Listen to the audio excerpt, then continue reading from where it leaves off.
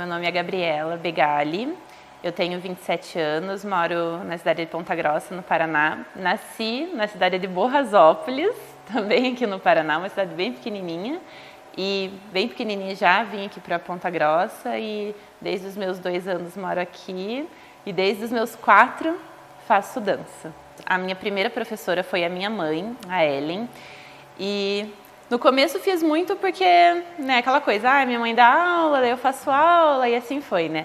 Até quando eu fui ficando mais velha, quando eu tinha lá por uns 16, 17 anos, foi chegando aquele período pré-vestibular que a gente precisa começar a decidir o que vai fazer da vida, vem aquela pressão. E eu sempre gostei muito de moda, então eu sempre quis fazer faculdade de moda, né, sempre amei criar, inventar coisas diferentes e era o que eu ia fazer de faculdade. Mas eu não via a minha vida sem dança. E aí teve um dia que a minha mãe fez uma pergunta decisiva para mim, né? Ela disse assim: você viveria sem a dança? E aí assim a resposta foi batata assim para mim. E eu poderia trabalhar com moda, eu poderia fazer qualquer coisa, mas eu jamais viveria com dança. Sem dança, né? Jamais viveria sem dança. E foi nesse dia que eu entendi que talvez eu teria que abrir mão de outros projetos do momento, né, de abrir mão de deixar de fazer a faculdade que eu queria, que era a faculdade de moda, para poder me manter como bailarina, porque na época o sonho era só ser bailarina, não ser professora. Então eu fiz vestibular para educação física, comecei a fazer a graduação de educação física, me mantendo aqui em Ponta Grossa sendo bailarina, porque o motivo de eu ter que escolher era porque na época não tinha faculdade de moda aqui em Ponta Grossa. Então, para eu poder fazer a faculdade, que eu sempre sonhei desde pequena, eu ia ter que parar de dançar. E aí, por isso que eu tive que fazer essa escolha. Ou eu ia para Curitiba fazer faculdade de moda, ou eu ficava em Ponta Grossa, fazia uma faculdade pública, né, ou até mesmo uma particular, mas que conciliasse com as minhas aulas. E foi essa decisão que eu tive, né, ficar em Ponta Grossa, poder fazer outra graduação, mas continuar dançando, porque meu sonho era ser bailarina, né. Então, continuei fazendo aulas, deu certo de eu começar a ir para Curitiba, fazer um pouco de aula, fazia um pouco aqui, um pouco lá, já numa escola mais forte, né, com um jazz mais profissional. E aí, depois de um tempo, eu fui fazer um curso de férias em São Paulo, e nesse curso de férias eu fui convidada a permanecer lá na companhia em São Paulo, com um grupo competitiva da Raça Cia de Dança, né. E foi nesse momento que eu estava num lugar assim muito grande da dança e eu tinha ido só para fazer um curso de férias e eu decidi ficar mais um mês e fiquei mais um, e fiquei mais um, e fiquei mais um. No final das contas, eu fiquei lá basicamente o ano inteiro e no finalzinho do ano acabei fazendo uns bate e voltas aqui para Ponta Grossa, voltei a morar aqui porque eu tinha ficado noiva antes de eu ir para lá, então foi um final de ano tentando conciliar.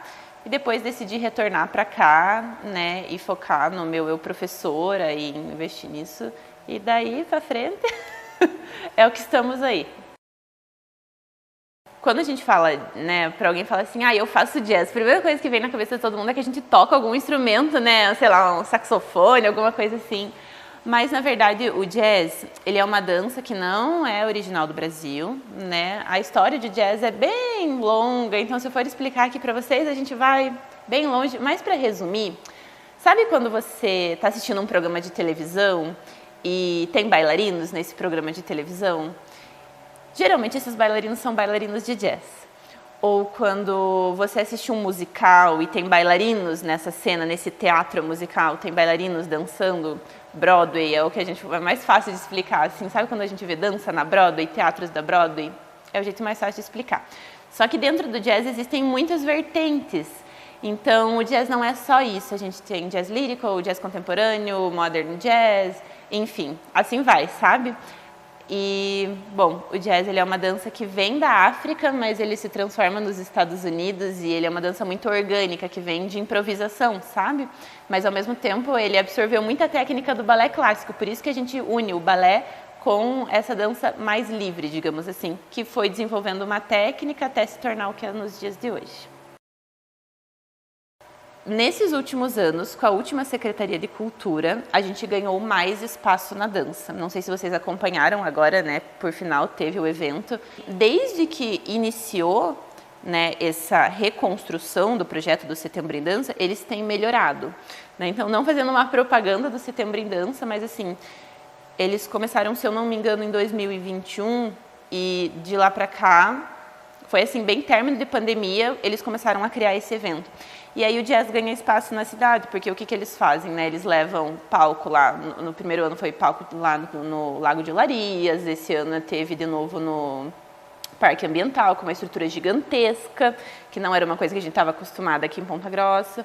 Então, esse é um ponto positivo, né, que pelo menos essa secretaria que veio acompanhando a gente nesses últimos 4 anos, eles se esforçaram bastante para trazer a cultura da dança para a cidade de Ponta Grossa. Isso é uma coisa assim, que eu acho importante falar, porque geralmente a gente não fala das coisas boas, e essa é uma coisa que no meu lado profissional, como professora de dança, não tenho que reclamar, assim, cada vez tem aberto mais esse espaço. E eu acho que esse é o único festival aqui em Ponta Grossa, se eu não me engano, esse é o único festival de dança que não é espetáculo, né? Daí a gente tem, cada escola tem o seu espetáculo, onde as professoras que trabalham apresentam suas coreografias, e os alunos da escola dançam, né? Mas que é algo mais particular, não é algo que a cidade promove, sabe? Ser professor não é fácil, mas ser médico também não é fácil, ser advogado também não é fácil. Então, assim, depende muito de como nós, professores, acho que vemos a vida de uma forma geral e a gente vai se posicionar em relação a isso. Então, falando de mim, por exemplo, eu tive a oportunidade de entrar num lugar e dar aula.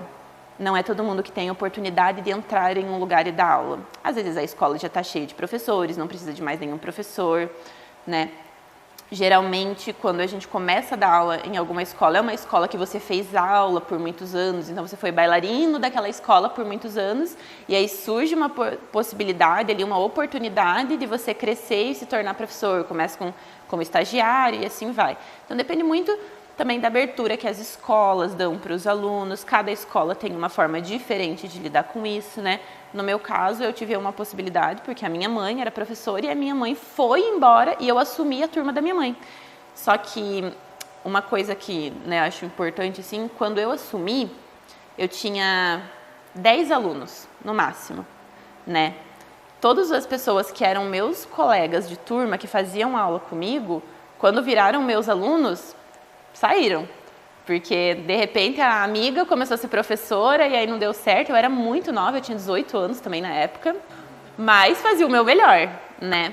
E eu reconstruí, né, o meu público, digamos assim, eu reconstruí os meus alunos, vieram uma nova geração de alunos, aí onde só me pegaram como professora, né?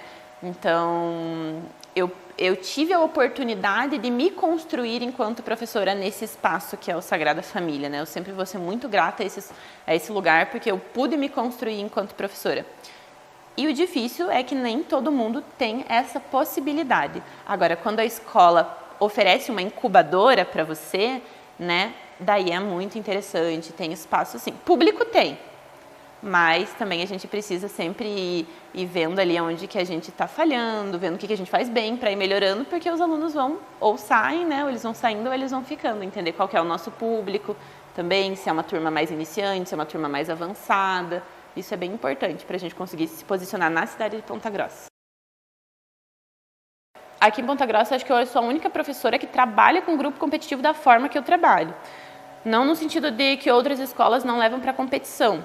Levam, né? Tem outras escolas que levam, mas acho que hoje eu sou a única que trabalha com grupo competitivo, assim, com hora marcada, com, né, o comprometimento que existe, assim, né, que eu preparo eles mesmo como um grupo pré-profissional. Então eu não pego assim, temos uma coreografia do espetáculo que já está montada e a gente leva para uma competição e ganhar ganhou, não ganhar não ganhou, o importante é participar. Eu não sou muito assim. Eu realmente faço um trabalho de preparação para a competição. Então, claro que nós, e eu falo nós porque o Alexandre, que é o meu esposo e é psicólogo, ele trabalha junto comigo nisso, que é uma preparação também emocional para elas. Então, não é só pegar juntar um monte de meninada, piazada e jogar na boca dos leões, né? Que é participar de uma competição grande. A gente faz uma preparação muito séria, eu vejo isso como uma seriedade, assim, muito grande, principalmente para a vida deles, porque participar de competição é algo muito sério, né? Ensina a gente a ter pontualidade, a ter compromisso, e nessa fase, né, da maior parte dos meus alunos, assim, das mais novas, que de 13 ali a 18 anos, é algo que eles precisam fazer muitas renúncias, né? Os grandes também, porque eu trabalho, eu tenho marido, eu preciso renunciar a algo para estar aqui terça, quinta e sexta, das 8 da noite às 10.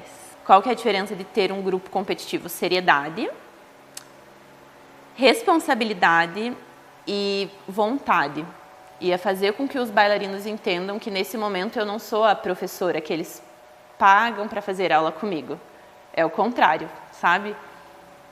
Eu preciso deles aqui, nesse momento. Então, é como se no grupo competitivo os bailarinos estivessem abertos a receber, né? Eu brinco com eles que eles dançam a minha alma. Então, eles estão abertos a receber algo maior, algo que a gente constrói junto, sabe?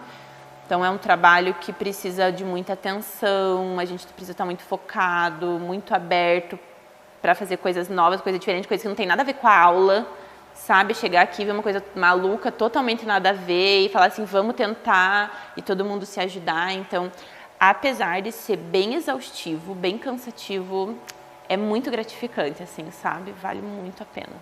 Nós ganhamos primeiro lugar nesse festival que eu contei do Setembro em Dança. E a gente precisava dançar na noite de gala. Só que nesse dia, que seria noite de gala, duas das minhas bailarinas mais velhas, né, estariam lá no Nordeste fazendo curso, então eu já não teria elas. Eu precisei remontar, organizar a coreografia toda, sem essas duas e colocar outra. Daí o que aconteceu? Já estava a coreografia pronta sem essas duas, né? Já tinha mudado, estava tudo certo, tudo perfeito, maravilhoso. Uma das minhas bailarinas, que também é uma das mais velhas, que é uma das que faz aulas comigo há mais tempo, a Esther, pegou uma virose. E foi se estendendo a virose, eu achei que ela ia ficar bem, mas a menina não melhorou, coitada, ficou ruim. Chegou no dia, sábado de manhã, a mãe dela, Gabi, a Esther não vai poder dançar. Detalhe, ela entrava na coreografia em pé, no ombro de outro menino, sem apoio nenhum, dançando com o braço em pé. Então o menino ia caminhando e ela estava em cima, uma coisa meio circo, sabe? E aí, a parte mais importante da coreografia, não tinha menina, ela era desse tamanho. E eu falei, e agora? Aí, assim, me deu uma dor de cabeça, me deu um negócio, eu falei, meu Deus do céu. Dormimos no outro dia a mensagem lá que a Esther não ia dançar. Eu mandei mensagem pra eles e falei, gente, o negócio é o seguinte, mágica sozinha eu não vou fazer. Pra vocês conseguirem dançar, meio-dia lá no Parque Ambiental. Vão de boné, vão de tênis, de viseira. Eu tava lá, que nem uma técnica lá, uma técnica de futebol, com uma prancheta, com o lugar de todo mundo, mudei o lugar de todo mundo. Acho que de 50% eu dei uma mexida. Pus a Thalita para fazer, ela aprendeu na hora lá como que fazia a parte da menina, entrou em cima das costas do Derek, fez o trio dos meninos lá que fazia, tipo, ela aprendeu na hora, na grama, dançou, fomos para a passagem de palco, falei para ela, você estuda em casa o vídeo, a sequência, treina em casa e na hora é você que vai fazer. E é isso. Mudei as duplas de todo mundo, quem fazia uma coisa mudou para fazer outra e assim foi. E deu tudo certo. Mas assim, são imprevistos que acontecem que se a gente não tiver preparado, isso foi uma coisa que eu senti muito de mim, assim, fique firme emocionalmente, porque se eu naquela hora fizesse assim, não ia ter condições. Então eu como técnica ali, como professora, estar firme numa posição de liderança e eles de terem confiança em mim, que eu jamais colocaria, né? E eu acho uma coisa muito importante para eles perceberem assim que uma coisa que eu sempre falo, todos têm o seu lugar nessa constelação, mas se um sair, não vão deixar de ter estrelas, vai mudar a constelação. Então assim, ninguém é substituível, mas eu consigo mudar todas as formações para fazer acontecer, sabe? Então é dar valor no lugar que tá e fazer por merecer, sabe? E também saber que a qualquer momento você pode estar fazendo algo que você nunca imaginou e confiar no professor. Nos meus sonhos de hoje, né, a Gabriela de hoje, acho que emocionalmente mais madura para lidar com adversidades que acontecem na nossa vida de professor, de coreógrafo, né, porque a gente lida com muitos seres humanos e isso requer uma consciência emocional que eu tenho muita ânsia em adquirir, sabe? Cada vez mais. É uma coisa que eu busco muito no meu trabalho. E falando de coisas mais palpáveis, talvez participando de mais festivais, só que como jurada de festivais, não só como um grupo competitivo, com uma companhia melhor estruturada, já com uma companhia andando, participando de editais, já tendo um apoio financeiro de outras instituições. Talvez em um espaço próprio meu, dando aula já, né? Mas isso são coisas que ainda estou entendendo. E acho que isso, assim, mais segura de mim mesmo, do que eu quero. Acho que é isso, assim, sabe?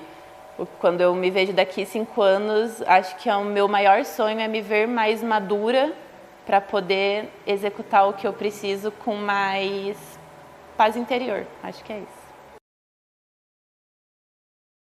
Não fique procrastinando para falar que vai entrar amanhã e depois de amanhã, porque é o que as pessoas mais fazem, é deixar para amanhã. E eu sei que isso é bem conselho de coach, né? Por que deixar para amanhã o que você pode fazer hoje? Mas assim, independente se é uma criança, se é um adolescente, se é um adulto.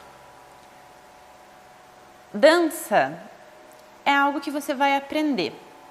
Ninguém nasce sabendo dançar. Só que às vezes a gente demora muito tempo para se permitir dançar, né? E é como começar qualquer coisa nova, como aprender a ler, como aprender a escrever. Tem um início, né? Precisa ter um início, precisa ter uma prática, precisa ter um professor acompanhando. Mesmo que não seja jazz, mesmo que seja balé, mesmo que seja fazer fit dance na academia, é só levar o seu corpo até o lugar, porque o resto o professor vai conduzir, sabe? E acho que dançar é uma coisa que transforma a vida das pessoas. Se todo mundo assim pudesse experimentar um pouquinho do que é dançar, fazer uma aula, subir num palco que pouquíssimas pessoas têm a oportunidade na vida de fazer, né? Até porque a dança é uma coisa muito elitizada. Então, digamos assim, um esporte muito caro. Então, não são todas as pessoas que têm acesso. Mas as que têm oportunidade, se pudessem fazer, o meu conselho é, se você quer fazer, tente, experimente. Tente, vá fazer um mês, vá fazer uma aula experimental, mas dê o primeiro passo, porque depois a gente descobre uma nova família, novos amigos, um mundo totalmente diferente. Igual o pessoal brinca do mundo do crossfit, tem o mundo da dança também, sabe? E é nada mais do que um mundo cheio de desafios, mas é sem igual, é mágico. Estar em cima de um palco é mágico.